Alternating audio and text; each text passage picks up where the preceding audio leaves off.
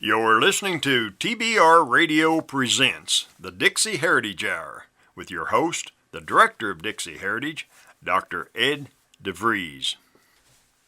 Our guest this week is author Tom Kawczynski. Some of you may remember Tom Kawczynski from the American Free Press articles that appeared last year when our friend John Friend interviewed Tom Kawczynski, and of course Tom in those articles was talking about being fired as the city manager of Jackman, Maine.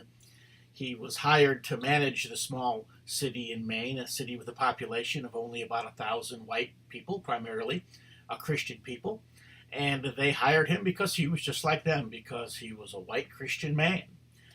And he fit right into their community, and he did a great job managing it. In fact, he will talk about this during the course of our conversation, how, among other things, the federal government wanted to forcibly settle 40,000 Somalian refugees in this small town of 1,000 white Christian people.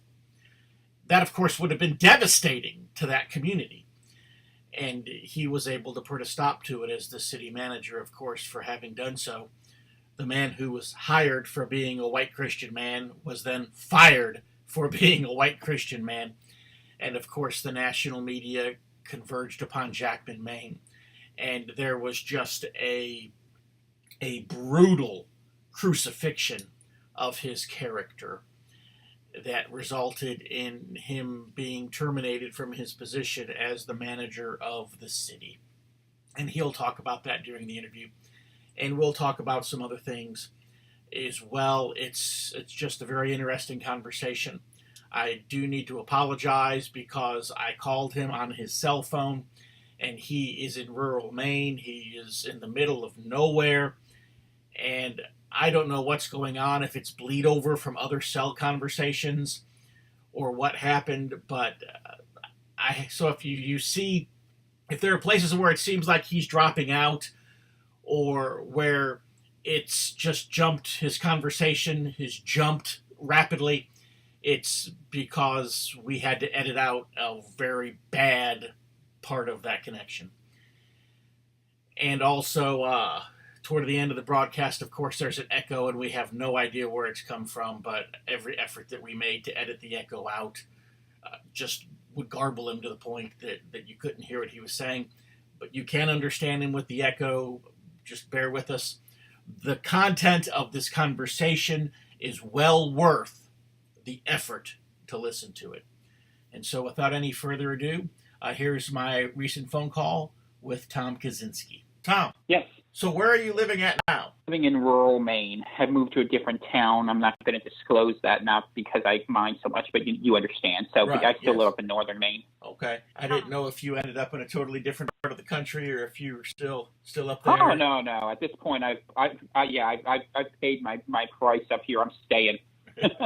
Okay. I've always wanted to visit up in Maine, maybe go bear hunting or something. And I lived in Alaska briefly, and so I think I have at least a little bit of an idea of what the weather could be like. But I don't know that I would want to live up there in the winter. Well, it's not too bad here compared to Alaska. It's probably a little warmer and maybe a little wetter, depending on where. Okay. But it's not bad. You get used to it. I mean, I hate to say it, but it's in our genetics.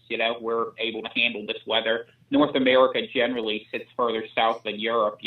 Did you see the movie Gods and Generals? I have. Joshua Chamberlain said something to the effect of Maine men are of a hardier stock. Well, absolutely. And the infamy of the 20th Maine lives on down south, I'm sure. But it does. I'll say Joshua Chamberlain is, I think, one of the few Yankee heroes of that war that I think is respected in the South, as much as he is in the North. Before we talk about how you had gotten fired in Jackman, Maine, tell us, first of all, whether it be your education, whether it be experience in the work world, what was it that qualified you to be the town manager of Jackman, Maine to begin with? What was it that was on your resume that made them, because I'm sure there was a city council and a mayor and other people who had to look and say, this is our guy, this is the qualified guy. What was it that made you that guy? Sure. I was, the select board chose me from 14 different candidates because I had political experience. I had actually managed several different campaigns. as well as I had run a major department for a contractor. So I had managerial experience as well. And the way the system worked up there was they would hire someone to essentially come in as town manager role. You manage the budgets, you manage the day-to-day executive tasks. There was an extensive interview process. The process took several months, and the council, from what I was given to understand, unanimously chose me to be their new representative, and things were going pretty well up there, at least until they weren't. So what exactly does the city manager do? Think of it like a mayor. That's probably close enough to how it works. I mean, I would be responsible for day-to-day operations of the town, of the various employees. We had 7 of them, of the signing of all contracts, and of writing and managing budgets. In addition, when you're in a small town, you have to wear a lot of hats. So one of the things I did was I also served as promoter. I was trying to bring business into town. I would go to a lot of functions and play cheerleader. So there's a lot of different hats you wear when a town is so small, and Jackman's kind of a unique town in the sense that it's basically 60 miles away from anywhere else. It's sort of a stop-off point on the road to Quebec City between there and southern Maine. So very different set of challenges. In fact, I was learning French at the time to be able to correspond better at that. But my job was pretty simple: to make sure that we didn't raise the taxes, that we protected the town from what was, any sort of changes the people didn't want. And I think that actually is part of the root of the story that got me in trouble, because even though I wasn't doing it on town time, I was certainly aware of the larger ramifications of what was happening in society. And I wasn't about to stop paying attention to them, because in my way of thinking, that would be me not doing town, especially when you see how federal money is sometimes used to change local areas.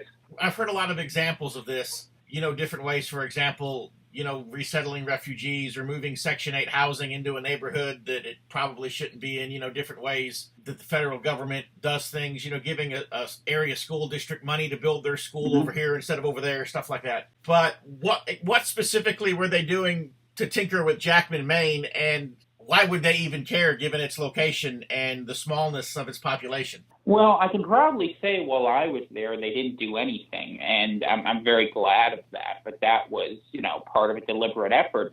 What you see again and again in small towns, and especially a little bit in Maine, is the implementation of Section 8 housing through community block grants. And when there's not enough people to fill it, then they start bringing people in. There's a pretty close connection between a lot of the people who run local government networks and some of these nonprofits, and they see it as a way of solving a problem and working from the ideological perspective of, diversifying this area. And not so much when Governor LePage was in here, but now that we have Governor Murray, what we very well may see is more implementation of bringing in, say, Somalis, where there's already a community 40,000 strong here in Maine, and getting larger all the time. People don't realize this, but they have a birth rate of about 7 kids per couple up here in Maine, compared to the average, native Mainer population having a birth rate of 2. So in a lot of ways, Maine is being set up to be a lot like Minnesota. Now, as I told you, in Jackman, we didn't begin with all hope. After I left, a college ended up receiving a very nice plot of land in the town over. And one of the things I've observed in other towns is that a lot of times community colleges, state colleges, and private colleges are the means through which these sort of changes start to happen. I've certainly seen that up in Aroostook County, which is the northern tip of Maine, and in other places. So I don't want to impugn higher education. However, in Jackman's case, I think at this point, given what they did to me, they're going to take whatever's given to them. And what I hope preserves that town and the many good people and friends who I have there is the reality that it is a very small town of about 1,000 people, and therefore it might escape notice a little while longer in my absence. And that's one of the reasons, in fact, why I took the settlement that was offered to me instead of choosing to fight it out much longer than I could have. Basically out of respect to the people who, many of whom I like, respect, and admire. So when you were the city manager, I'm assuming you were living in the town when you were working for the city. You lived there, in other words. You weren't commuting. That's correct. I lived in the town. Right, especially since it was 60 miles from anywhere. What was your relationship with the people who lived in the town? I mean, were you well-liked? Were you considered the outsider? What was that relationship there? Well, I think I was liked. Everyone was friendly. Everyone would wave. I had people over to my house. I was invited over to their house. I hate to say it, but the nature of town managers is they're somewhat treated like mercenaries, where people use them as sort of referees for their own interests. It's an interesting and weird system, but I think everything was amicable. And for my part, I was friendly, and I came up there on a 3-year track, hoping it would become a long-term thing. The feeling that was expressed to me by the board was that it was mutual, and we were doing a lot of important work to save a local hospital, to help with renovations for a school field. I mean, this is not exciting stuff in the big scheme of political conflict, but in the day-to-day life of what you do to make a community more successful, I think it is very good. And yeah, I think I was liked in my town, and I know a lot of people chose to release me. I think I had a lot of friends there, and I still talk to people there. And, you know, basically you were fired for the expression of political beliefs. Do you think that most of the people, do you think that you were on the same plane politically as most of the people who lived in the town that you managed? I mean, obviously there were members of the government who disagreed with your opinions, but what about the people who lived there themselves? Well, you know, the funny thing about the government is I had a select board with 4 members, 2 of whom I know actually agreed with me and didn't have the courage to say it. So that's sort of interesting, but that's politics. People lie in politics. Jackman is a town that's 98% white, about 80% Republican, a rural town. Yeah, most of the things that's kind of north is tact, and I think more than offending people's sense of right and wrong, perhaps that was what offended them more. Although, it's, you know, how I actually got dismissed is interesting, and I'll go into it just a little bit, because what happened was when the stories, the hit pieces started getting printed on me, what they would do is they had a series of leftist activists that would go on to Yelp and Facebook and other sources, and they would local shits. And that sort of economic pressure basically, in a small town like that, just like a lot of small towns, the Chamber of Commerce basically has an outsized role in electing who is on the select board or your city council or whatever it's called. They use that sort of pressure over the course of 72 hours to make it seem as if everyone was against this, and people didn't really have a time to think and reflect on what they were doing. And that pressure, as much as anything, I think is what forced me out. But it's something we've seen done over at do so well, is they get their people organized, and because they have control over the media, they can create the illusion of a maelstrom of pressure that doesn't really exist. But in a small town that had no understanding of the greater political context, these people just wanted it to go away. So in the course of 4 days, I lost my job. We made a settlement. I walked away. They walked away. And that's kind of how it went. One guy said afterwards, he said, well, I don't have a problem with what he said about, you know, looking out for white people. But he did make a joke about fat chicks, and I didn't like that because I've had a lot of good times with them. So that gives you a feel for how my town looked at it. So, and I would apologize to that man who had a very good time with his lovely lady. So, but other than that, I think it was pretty good. It's the nature of the game. I mean, politics, you lose sometimes, and that Jackman made the decision it did because I think, frankly, the town was at a moment where it needed to make some interesting decisions to not go into a long, slow decline. But they went a different path, and we'll see what happens. I wish the best for the people.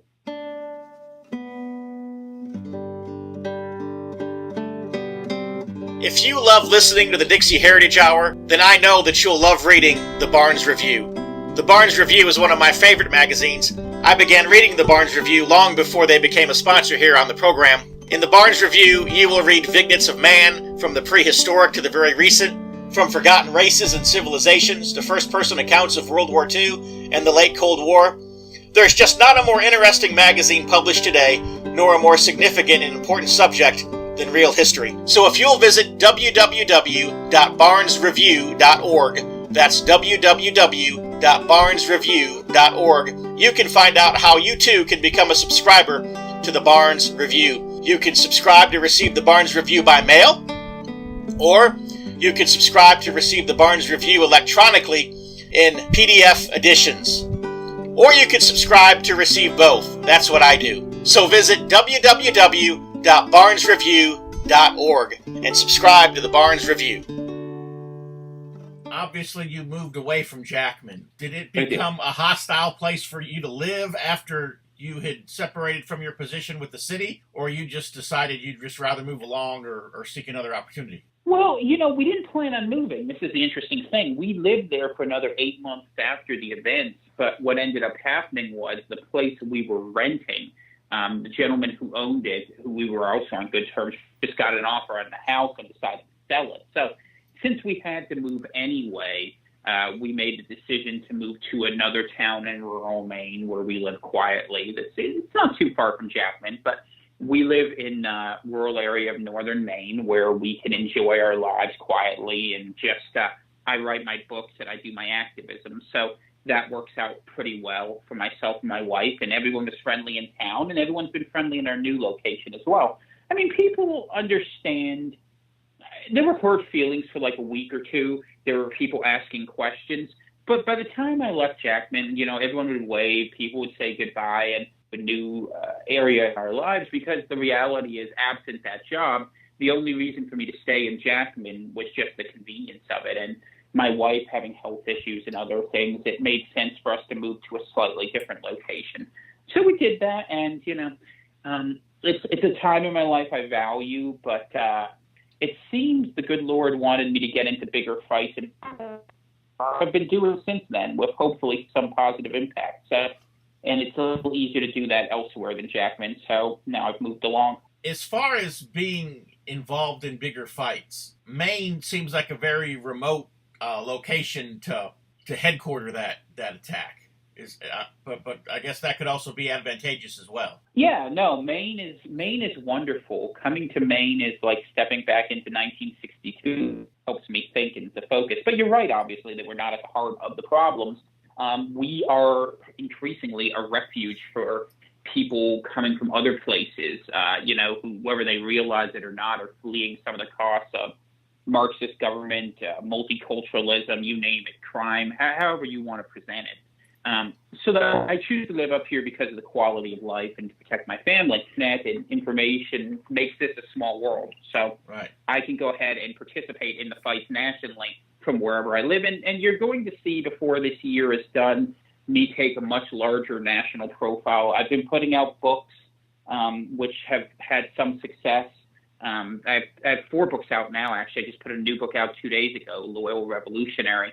That are out there, but I wrote a book about the past, the present, and the future. And my best-selling book, The Coming Civil War, really goes hard and heavy into some of the problems we face nationally. And I try to talk to those issues. And I imagine if things evolve a certain way and we see greater awareness pop amongst people, I might be in politics again one day because people know I stand for something and I'm not going to back down when I believe. Well, I want to ask you about all 4 of your books, and I want you to talk about them at length. But right before that, I want to ask you one question that's going to sound innocent, but it really is politically charged, and I'm hoping to get a little bit of a small boom out of it. And that is that you said that you live in northern Maine, closer to the Canadian border. Why not just move to Canada? Well, I don't think they would want me, for one, and I don't. My brand of small government. Canada, I have many friends in Canada, and they live under a regime which is incredibly repressive of certain types of political thinking and ideologies. It's amazing how scared people are out there, and there are very many good people.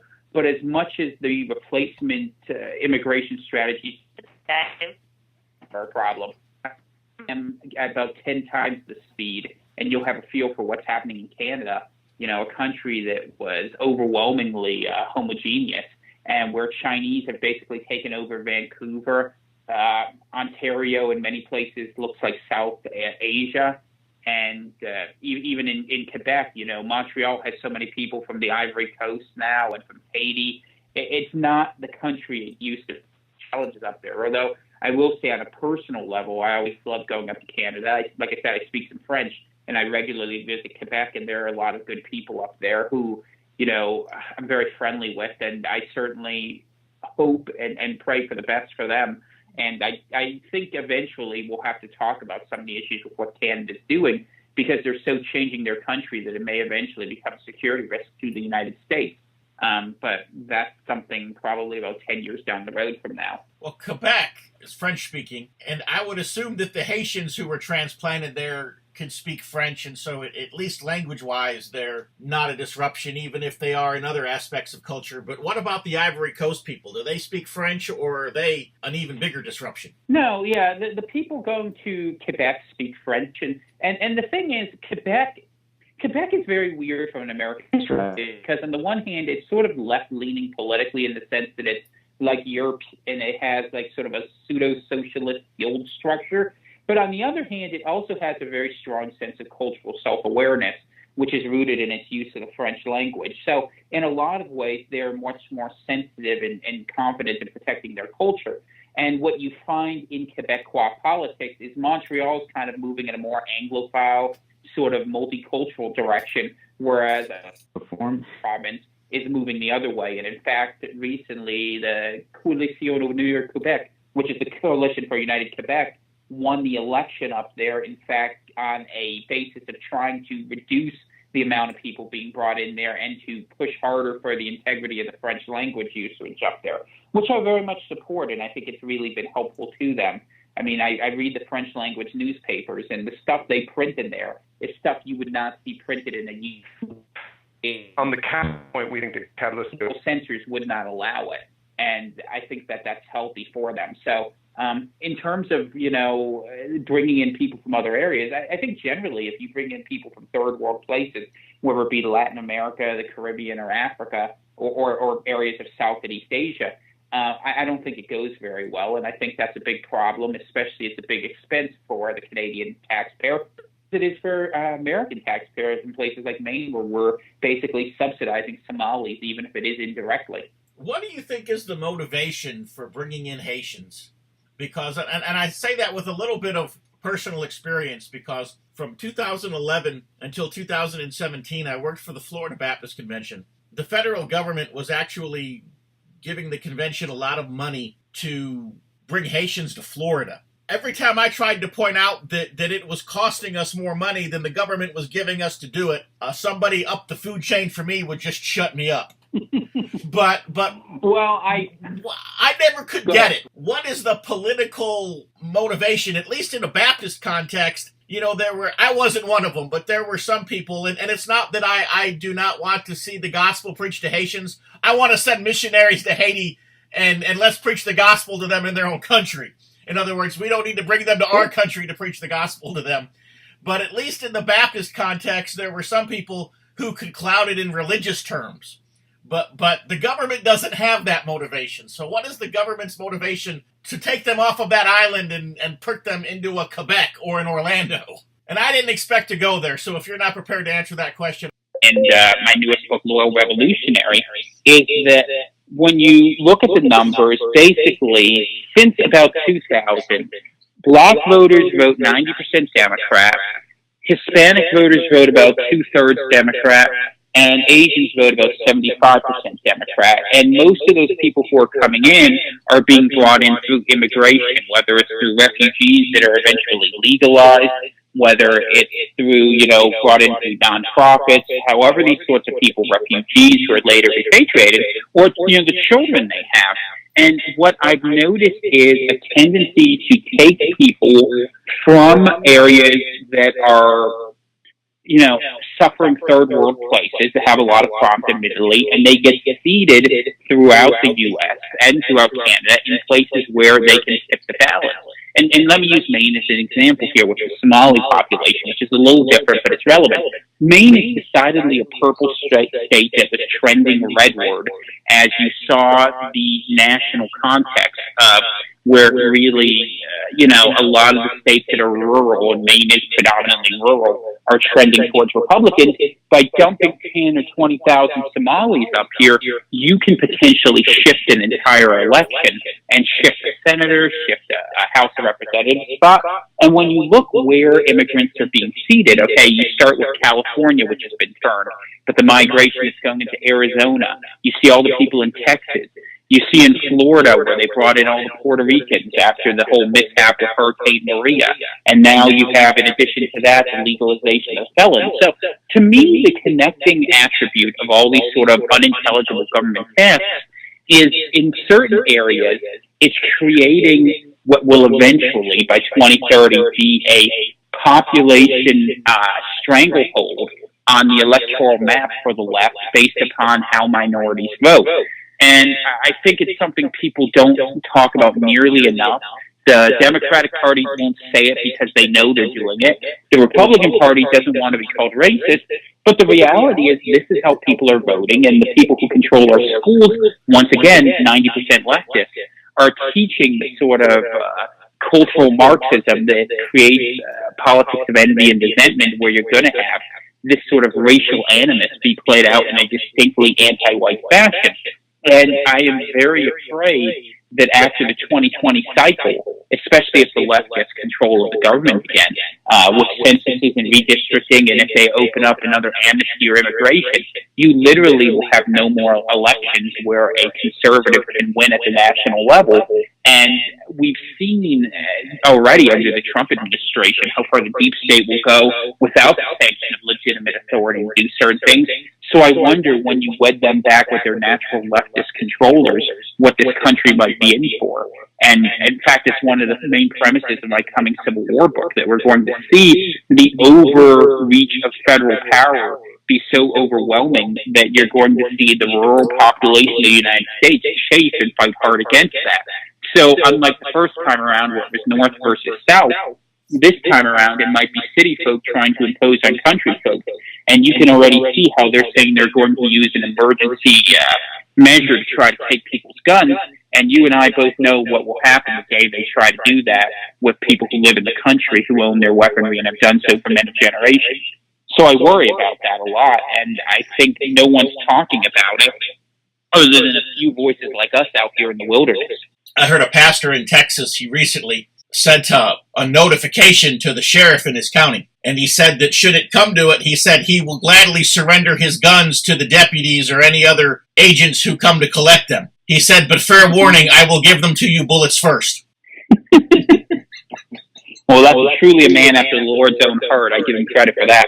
You know, there's actually a number of sheriffs now who have been taking the lead in saying that they will not enforce any, gun laws that are unconstitutional. And it's sort of interesting, right? Because if you look at this at a national level, the right is refusing to obey gun laws passed by the left. The left is refusing to obey citizenship laws passed by the right. I mean, I hate to say it, but isn't that kind of what secession sounds like? You know, it's funny because the whole reason that the southern states seceded was not slavery, but it was, to sum it up in another overused term, states' rights. Or to put it into more legal terms, nullification. But as you look at the arguments, especially for sanctuary cities, all of the sanctuary cities and states are using nullification arguments, the same ones that the southern states use, by the way, to justify their radical actions. California is even talking about seceding now. And Mark Levin, the radio talk show host, is no friend of the Southerners. He definitely takes the Yankee side in the war between the states. But he has done an excellent job of pointing out that the arguments of the left today are the same ones that the Southerners used in 1859, 1860, 1861. Yeah, there's absolutely no doubt about it. And, a number of us thought and hoped, frankly, Trump would go ahead and act with the same authority Lincoln did with respect to these sanctuary cities, which I think is a very sort of different and frankly, worse form of nullification, because it's not even that they're nullifying, they're going further. Like in California, there are a number of polities where they're allowing illegals the right to vote. And when you couple that with this effort nationally being pushed to eliminate the Electoral College and have a national popular vote, where a number of Democratic states, I think 14 or 15 at last count, had signed up for this, it's an effort to engineer a democratic, through democracy, we are a republic, not a democracy, takeover of this system. And so I think the right will probably have enough courage to not let this happen. And what I think is going to happen if it comes to a fight, which it may or may not, because people may just give up and let it go, but if they do, I think the interesting thing is the big dividing line is frankly not going to be north versus south, but it might be east versus west. And I say that because the West is overwhelmingly urban and never had the small towns settled, probably because of the Homestead Act and a number of things that came later. Theodore Roosevelt, the parks, how much land the federal government owns. Whereas, from the Great Plains east, you have small towns that still remember that. And whether it's up here in Appalachia or up here in Maine, we're in Appalachia as much as someone in Tennessee would be. And the attitudes are not that different. And it might surprise, hearten, and I don't know what you'll make of it, but it's not uncommon to see people fly the stars and bars off the back of their trucks here in northern Maine, because they understand that the centralization of authority in Washington has proceeded to such a pace where it really has tread all over our rights and over, the Bill of Rights. So I don't know what it's going to mean for the long term, but I do think with what they are doing, with the nullification they are enacting, that we are absolutely within our rights to call them on that. And I think as that happens, we're going to see a lot of strange realignments happen very quickly. I think the biggest one, and the one I talk about to some extent, will be when the Republican Party realizes it can't get away from identity politics, and that, the fact that all these groups have basically been radicalized against the white majority means that the Republican Party will have to take a position defensive of the white majority or the white plurality if they wait long enough. And that's going to be a real problem, because unlike being a policy disagreement based on finances, this is going to become a zero-sum game rather quickly. And they might resent people like myself who are talking about this a little bit earlier than they're comfortable.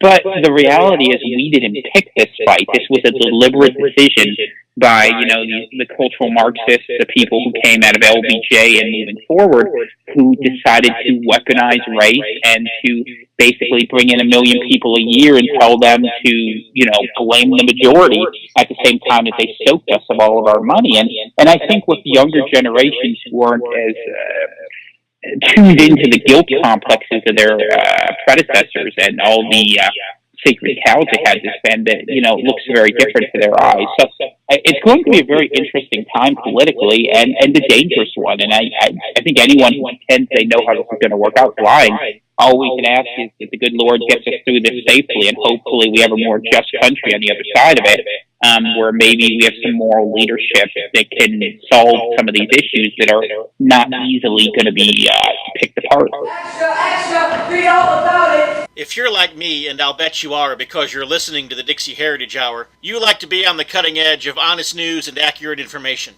26 times a year, the American Free Press newspaper can be delivered to your door. If you're ever dissatisfied with your subscription to the American Free Press, their guarantee is that you just drop them an email and they will gladly refund the unused portion of your subscription. So what are you waiting for? Visit www.americanfreepress.net. Extra, read all about it. There's one question I want to ask you based on something you said a moment ago, and you had talked about how you had hoped that President Trump would be like Abraham Lincoln. One thing that President Trump has failed to do, that I think every president before him has done, even Barack Obama did it, I want to say, some 60 times, and that is to tell federal judges where to get off. Even Barack Obama, some 60 times, was told that he could not do something by a federal court, and Obama basically dared them to stop him. And Right. But the history of the Trump administration has been Trump signs executive order, somebody in government, someone on the left, some state's attorney general or somebody sues Trump in federal court, usually in the Ninth Circus. Yep. Federal judge issues an injunction, issues a restraining order. Trump does nothing. Or Trump sends lawyers to court to actually fight it in the court. Why doesn't Donald Trump simply become the president rather than just the guy who lives in the White House? Why doesn't he, for example, with the wall? It's a state of emergency. If you're really in a true emergency, you do not have the time or the luxury of waiting for the court system to move slowly. Why doesn't he just start building the wall? He's the commander-in-chief of the military. Why doesn't he just put the Army Corps of Engineers down on the southern border and start moving bricks? And tell the judges that if they don't like it, that they can go suck lemons. If he listened to you and I, he would be doing that. Unfortunately, he seems to listen to Jared and Ivanka a lot more. And I think that might be the root of the problem. He surrounds himself with all the wrong people. I mean, I've tried thinking about this a lot because I 100% agree with you about, what he should be doing. And you're right. I mean, supposedly he looks up to Andrew Jackson. Andrew Jackson, Old Hickory, never would have stood for any of this, Unfortunately, Trump, I don't know. I sort of think he thinks of government like a business, and I think it's a mistake. I think he thinks if he's just going to tell people what to do, they're going to follow it, like they're heads of some department. And he plays all these games with TV and the media where he talks a lot and he says a lot of the right things, but he never seems to get them done, and there's always an excuse and always someone to blame. And I've lost basically my hope and faith in Trump that I had. I'm glad I think that we got him instead of Hillary just because of how awful she was. But realistically, the things he is not accomplishing are running out the clock on our time to do this. And as you rightly said, if it's an emergency and an invasion, which it really is, Trump should be using every weapon he can have. He should not only be building the wall there. If Mexico is our ally and they care about NAFTA, we could put some troops down between the border there and Guatemala and make sure they don't come in if they can't hold them. We could go ahead and tell Mexico if they let these people across that we are going to close the border permanently. But as usual, Trump, just like every other president, puts the interest of certain economic entities above that of the safety and security of the people, and no one has held him to account with the polarization of our politics is so immense that Trump can basically bank on not being a Democrat and get the support of 90% of Republicans, even though he's failing in core constitutional duties, such as the defense of this nation. And whenever you say anything like that, people are unable to escape that sort of mindset. And I think, especially here as he heads towards a second term, that he's gaming us all. He's going to the center, giving lip service to the right, not solving immigration, not really getting us out of the Middle East. He hasn't locked anyone up except, some of his ex-campaign associates. So I agree with you. I'm very disappointed in this administration, and I think that he should tell the Ninth Circuit where to suck it. But he won't. And he's not going to, because he's become a politician, and politicians win by going to the center. And he's going to go ahead and try to win in 2020 at the expense of giving us a president so far left-wing that replaces him that America will not ever recover from it. And it's sad, and it's cynical, and we deserve better. I'm going to ask one other question, and then we can talk about your books. This is just my opinion, and this wasn't a question I had originally intended to ask you, but I'm curious your opinion of it. My personal opinion, and I've said this before, is that Donald Trump will be the last white man who ever lives at 1600 Pennsylvania Avenue. Do you think that I'm right about that, or... I think the odds are not bad that you're right. I think that whoever replaces Trump is someone we absolutely have to have win for our side, and the longer we wait, the harder it will be to accomplish that. That if the person who replaces Trump does not follow and massively expand what he should have been doing, then your prediction will likely be correct. And I also have a feeling that our first woman president, and I really think that the media and certain powers that be, that the next election, that's going to be whoever the next president after Trump is. So definitely their primary candidate in 2020 would be a minority woman. And of course in 2024, it would definitely be a minority woman. I would not be surprised if both parties run a minority woman in 2024, because I think it's been settled that the next president after Trump is not only going to be a woman, but I think the reason that Hillary will be too old by 2024 anyways, if she's even alive. But Hillary's white, and I think that even that's a liability to the left now. And so she lost because black voters didn't turn out for her in Michigan and Wisconsin. It's true. I think it's a good analysis. I think that the Republicans would love to put Nikki Haley up there as Trump's successor, which I think would be a sad mistake. But she served a year, she kept her mouth shut, and she'll be able to pretend, and the party will rally behind her, and they'll pay lip service to the idea. And, if someone like Kamala Harris doesn't work, I know the Democrats, when they decide things aren't going very well about midsummer, are going to beg Michelle Obama to come back. And as terrible as she is, the media machine behind her will be immense supportive. And frankly, I don't even think Trump could stop that if it happens that way. And that is what I fear will happen, but we will see. But I think this idea, I mean, the Republicans always imagine that they're going to somehow change the voting habits of other groups. It doesn't really work, because the whole leftist ideology is give the minorities everything everyone else has. And it's just too effective because they control the education system. Maybe if they didn't, but it's not going to change in time. And therefore, I think your predictions, as harsh as they are, they largely reflect similar thinking that I have. And that's why, hopefully we can do something sooner than that. And, in a few months, I'm thinking I might try to articulate a better alternative. I'm working on a book on it right now, beyond the one I've written, because frankly, the Republican Party we have now is not only not aware of the problem, but they're actually making it worse. And I'm very concerned about that, as I'm sure you are also. The North Carolina Heritage Political Action Committee was organized by concerned citizens of North Carolina in 2015 in response to the increased attacks on North Carolina's history and heritage. The North Carolina Heritage PAC supports state and local candidates for public office who pledge and show their support for the protection of Confederate memorials and the preservation of all of North Carolina's history. We all know that Confederate memorials and symbols are the easy targets, and that the end game of our leftist enemies is to erase and rewrite all of history, from the colonies to the War on Terror. If we fight them for our state's rich Confederate history and heritage, we may be able to stop them from their mission of total destruction. Join the North Carolina Heritage PAC now by visiting ncheritagepac.org. Once again, that is www.ncheritagepac.org. And help us on the front lines of North Carolina politics. The mission statement of North Carolina Heritage PAC is that the North Carolina Heritage PAC was created with the purpose of supporting diverse efforts to defend and preserve the heritage, traditions, monuments, cemeteries, flags, emblems, and other legacies of North Carolina history against those efforts to remove, deface, legislate against, alter, and otherwise corrupt or pervert their meaning, history, presentation, and standing in our state. Once again, www.ncheritagepac.org.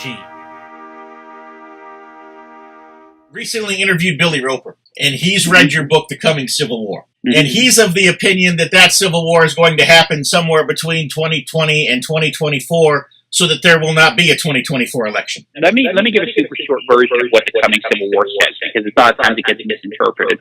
Basically, I think that there are a number of irreconcilable divisions in America that represent fault lines.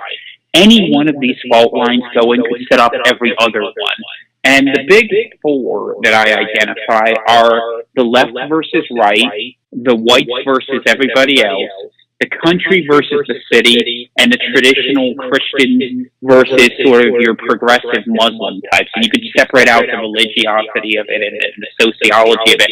But the short version is people are fighting on different terms. If the right picks the battle, it will probably be over a cultural issue, maybe forced abortion, maybe gun grab, something like that, maybe the country being imposed upon. If the left picks the battle, they'll probably pick it as a race war against, based on how hard they push the anti-white narrative.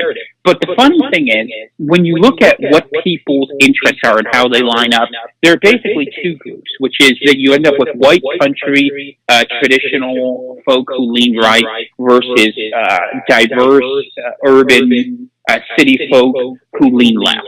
And you can sort of draw the line on your map and sort of a county by county level where it's not going to be north versus south or east versus west as clearly as that, but it's literally going to be the country versus the city with the suburbs in between. And the war, if it happens, will come to that. Now, when I say there's going to be a civil war, it might be a cultural war. It might become a hot war. I don't know. I kind of hope not, because I know how many tens of millions of people will die if it comes to that. All that being said, the book says that these conflicts we have are irreconcilable under the current political system, where both sides are basically trying to use the federal government to impose their values on the other, and whether that ends up being what we talk about with sanctuary cities of the left, nullifying what the federal government's doing, or the sheriffs, say, in Oklahoma, who are nullifying the idea that the Second Amendment be abrogated. The reality is, when the emperor has no clothes in D.C., what you're going to see is some sort of struggle either for stronger centralized leadership, which could go either left or right, or some sort of dissemination at the local levels where, you could see states start to break away, especially if there was a crisis. In a true crisis, I'm not confident at all of this country's ability to pull itself together.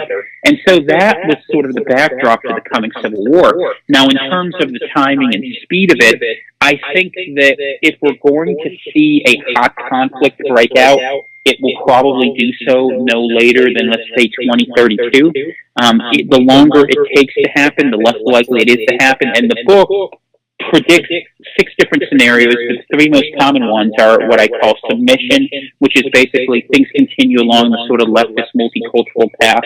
And at this point, I'd say there's about a 50% chance of that happening. There's about maybe a 15% chance of seeing some sort of a nationalist movement on the right take over the Republican Party and actually do something about our immigration system and reset the law, something closer to what the founders intended. But that's going to take strong leadership that Trump had the opportunity to exercise, but as you clearly stated, has not done. Or there's like a 30% chance that there's some sort of a collapse that happens basically because people make some wrong calculations. And we could see in a lot of ways America dissolve sort of like the old Roman Empire did in constituent states that would be different regions, like the Old South would be one, New England might be one. And I think that's one of the unique things about America, and I didn't understand this until I started doing a lot of interviews with some of the Europeans, but America has oddly always been an empire. We were never a single ethnic state where they had that strong bond of cultural unity that held us together. As you can well attest, having a distinctive Southron culture that's very different than New England or the Mid-Atlantic where I lived for many years. And because of that, in the absence of a strong centralizing authority, the tendency is for our constituent nations within these United States to kind of spin themselves off.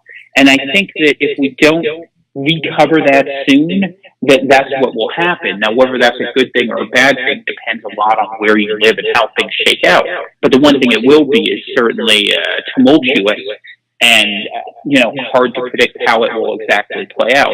But I know why Billy takes the perspective he does. And to be honest with you, it's not an unrealistic prediction he makes if it is a surprising one to many people, although probably not people who listen to your show. One thing that I have told our audience before is that in the Bible, the word nation in the Bible can simply be translated as a people. Mm-hmm. We think of a nation, we think of a political construct that operates within a defined set of borders. But that is not a nation, that is a state. And so the nation and the state are two separate things. Sometimes you have a nation and the state in the same place, like, for example, France or Germany, although with immigration and things, that is breaking down. We talk about the ethno-state or whatever. That is a place where you have the nation and the state both functioning the same. And maybe you say it never happened, and maybe it didn't. Maybe it did. If the United States ever did have a nation and a state at the same time, it would have been right after the Revolution, where you had primarily a bunch of Englishmen who decided to shake off the bounds of what they considered to be a tyrannical state and form a new one. But as you've said, with immigration and other factors that have taken place over the last 200 and some years, if there ever was an American nation, it's long ago broken down. I believe one of the reasons that the South ultimately seceded was you had a nation in the South,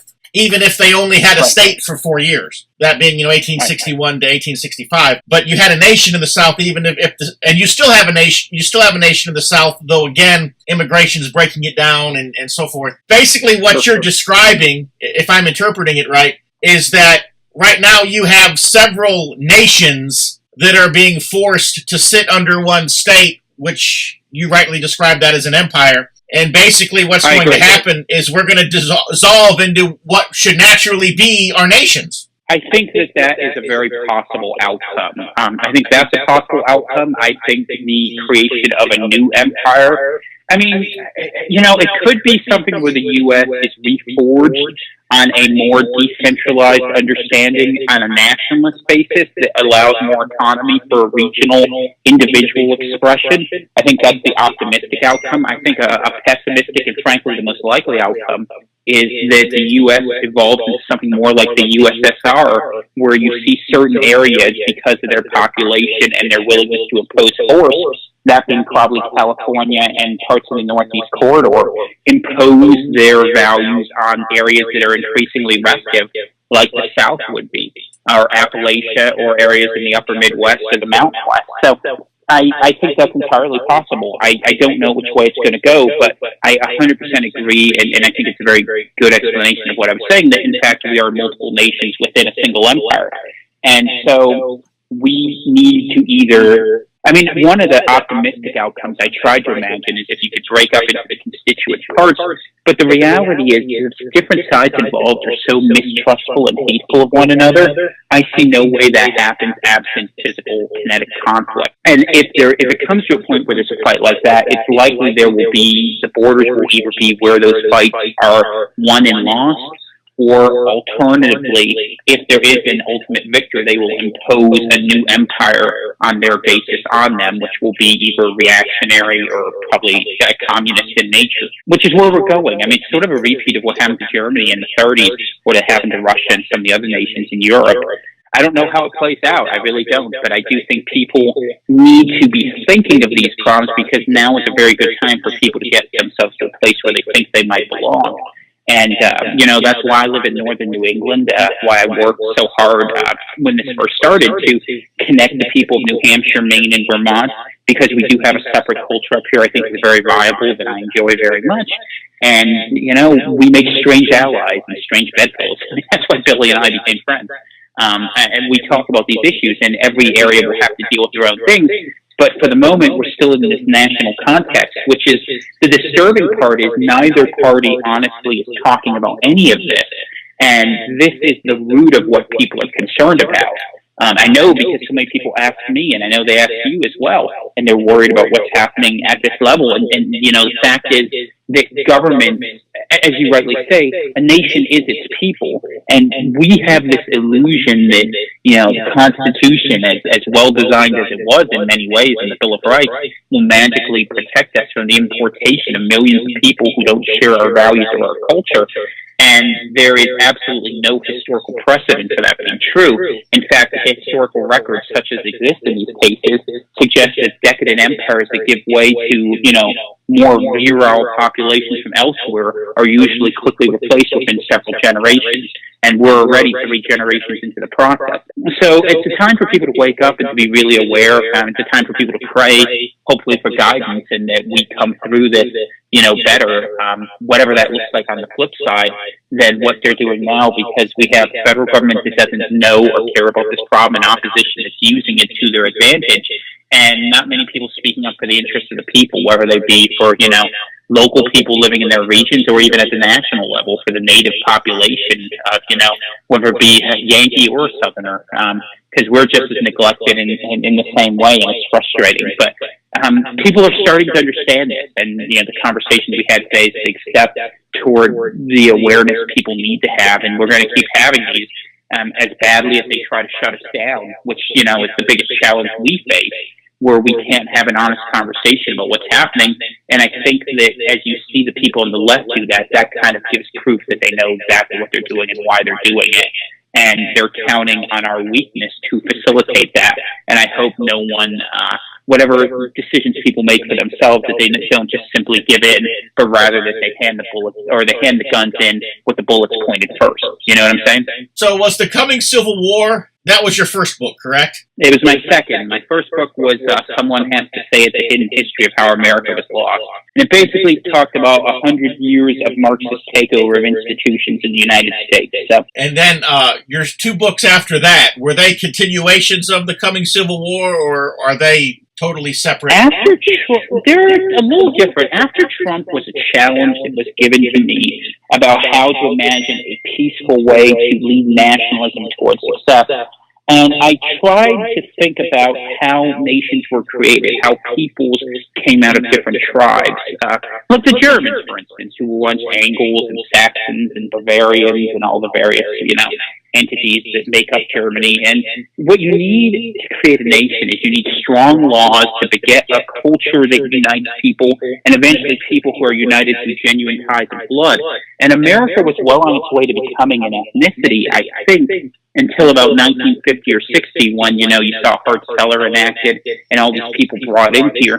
And so in a lot of ways, America's back at the start where we either have to be an empire or we are going to have to split. And so the book really talks about the process of nation building, and then it goes into a lot of policies about how to change demography, about who's having kids, but both the flip sides of it, both why we shouldn't bring in people in from outside, but more importantly, how we increase birth rates here at home, and that we need to reroute our political system in understanding the family as the core unit of society rather than the individual. Now, Loyal Revolutionary, which is my last book that I just put out, is a different book. It's more philosophical. It's more a mindset to how one approaches the struggle, but it puts, for people, especially for white people, who don't know how to make the moral case for their own survival for what they want to preserve in this country, I did my very best over 224 pages to make the case so you don't have to. So that when someone comes to say, oh, you have to give this away or you have to do that, understand that there is no more moral cause than fighting for the welfare of your people. I mean, even the gospel talks about it, right? Christ was saying, a man has no greater love than the love of his fellow man, and of course, that's in a larger Christian sense, but it's also in the sense that you have to be willing to fight for your people. And in this country, the majority has never been asked if we wanted what was being done to us. We never asked if we wanted our replacement. We were never given a choice about the things that have been done to us. And because of that, I think we have the right to demand that someone stands up for us. And God willing, we'll find that. If not from the Republican Party, then from what will surely replace it. And then we'll see what happens. And that's kind of where my writing has gone for the last little stretch. So hopefully that is something that will be helpful to people. And some people always tell me with my writing that I am the author they like to give to their spouse who doesn't believe them, because I try to be a reasonable guy. So I don't know if that's a good niche or not. It has to be the air supply of the alt-right, but I certainly try to make the case as rationally and reasonably as I know how. So how do our readers get a hold of your books? For the moment, they're still available on Amazon. If you want to go on there. You don't say that optimistically. You have a feeling they could come down any day now. I have tried very hard to put things in a way that connects in a broader audience so that doesn't happen. But you're right. At some point, we'll get banned just because anyone who's right of center can get banned. If that fails, and also, of course, for people who don't want to participate in that, which I don't blame you for, you can contact me at Tom@National Right or look at nationalright.us. There's information there on how to reach me, and all the books except I got to put the last one that I just put up there, but I will have copies as of the middle of this month for people who want signed copies, and anyone who wants to reach out. I'm extremely approachable, so if you have any questions, I'm happy to share information. Look up the reviews and all the stuff on Amazon. All my books are very highly rated. Let me know what you want. The prices are the same, except you have $5 shipping, and I'll do deals for people who want multiple copies, and I also have digital copies for people who prefer PDF or whatnot that are available for $10 a piece for each of those books. So, but I just wanted to say thank you for letting me do that. And also, if people use Gab at Tom Kawczynski, KAWCZYNSKI is a good place to find me. And you'll be hearing more from me in the future. Just right now, I'm in the process of thinking and working through some things, which is something that's really important. After I got fired, I really had to think about what went wrong in life. And, I realized it wasn't what I supported was wrong, but there's a much bigger problem, and all of us who have the opportunity to be activists who are out there really need to think about how we're going to reach more people, and that's what I work on. So, Lord willing, we'll figure it out, and we'll come through a stronger country and more prosperous one with more respect for each of our regions, and And I know whatever happened, the Southerners were going to have a very large role to play in it. I mean, I think before it's all said and done, Yankees like myself might be depending on people like you guys down there, and hopefully we can help one another as this all goes forward, whatever future comes for all of us. And that is all the time that we have for this week's TBR Radio Presents the Dixie Heritage Hour. I want to apologize once again for the echo in the last half of that telephone conversation with our guest, Tom Kawczynski. And I appreciate your enduring it and still being with us to the very end. Of course, Tom had a lot of very interesting and thought-provoking things to say, and I know I'm going to be chewing on this for the better part of a week, as I'm sure you will also. But once again, next week we'll be back and we'll have another guest and another great show for you. Until then, from all of us here at TBR Radio Presents the Dixie Heritage Hour, God bless. See you next week.